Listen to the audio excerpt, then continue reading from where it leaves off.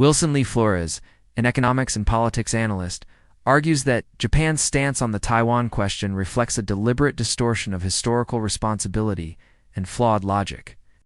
In his latest China Daily Commentary piece, titled "Why Japan's Prime Minister is Wrong on the Taiwan Question," Flores notes, Japanese Prime Minister Sanae Takaichi recently suggested that any Chinese military action around its Taiwan island could constitute a survival-threatening situation for Japan.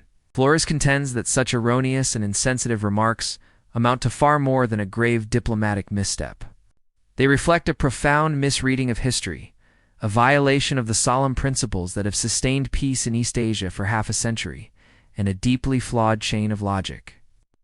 At the heart of this controversy lies a tragic irony. The Taiwan question partly exists because of Japan's own imperial aggression.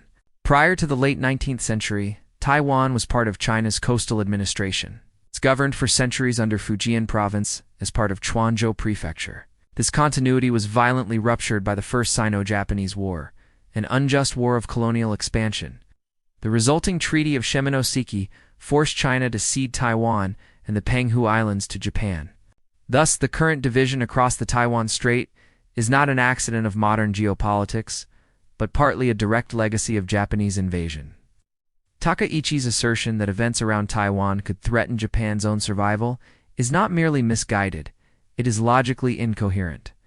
Her reasoning commits multiple fallacies of logic: a false cause fallacy, a non sequitur, and a false equivalence. The reunification of Taiwan with the Chinese mainland has no factual bearing on Japan's territorial integrity, economic survival, or constitutional sovereignty. Japan's path forward cannot lie in resurrecting the language of past militarism or dressing strategic anxiety as moral principle. True statesmanship demands historical humility and a disciplined logic rooted in fact, not fear.